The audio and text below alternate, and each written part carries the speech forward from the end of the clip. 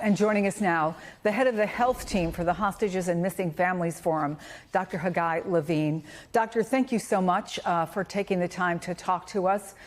What are you and your team preparing to see and to deal with after these hostages, who, of course, have been held for more than 2 years now, are finally released?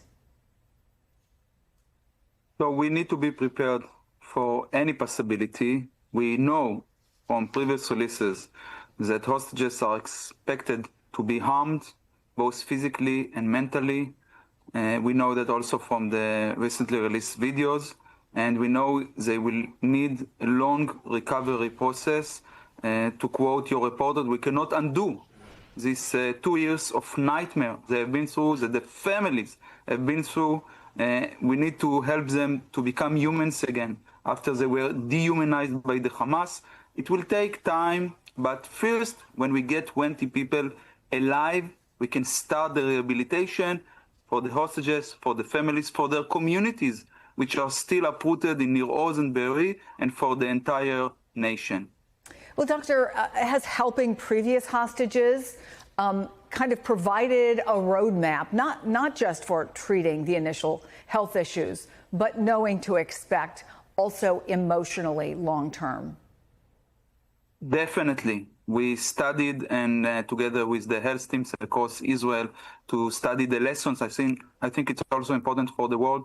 And we improved the protocol initially from Red Cross to IDF to the hospitals, but also in the community, how you integrate together with the family, because the family knows the hostage before he was taken, but also will be with them for life. So we also need, in a sense, to train and help the families to understand that there are multiple different problems that we will need to address over time. You know, we don't start with physiotherapy. Obviously, nutrition is a great issue to deal, but also the behaviors of the hostages. We also have, past experience from Holocaust survivors, and in a sense, it's a resemble. But two things are different now. First, it's the first time for 2 years, so, we expect it to be worse. Let's see. The second, it's the first time that we have a chance to end the war and release all the hostages. We saw in the past that there was delayed rehabilitation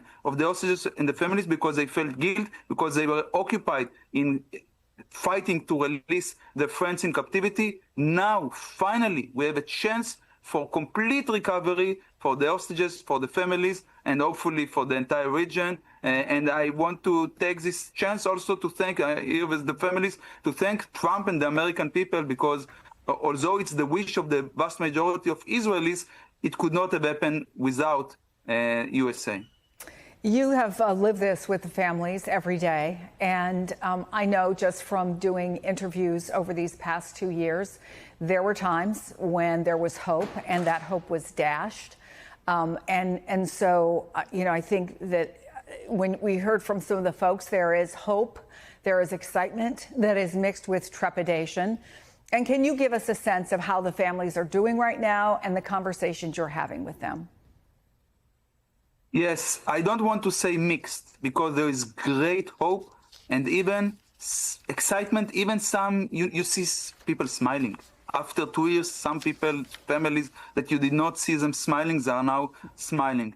Nevertheless, we are very worried that not all hostages would return. We know that we already heard that it may be difficult to locate some of the deceived. And I also want to remember 2 hostages, Bipin Joshi and Tamir Nimrodi. We don't know if they are dead or alive. So that's really makes the things very complicated. We have to return everyone.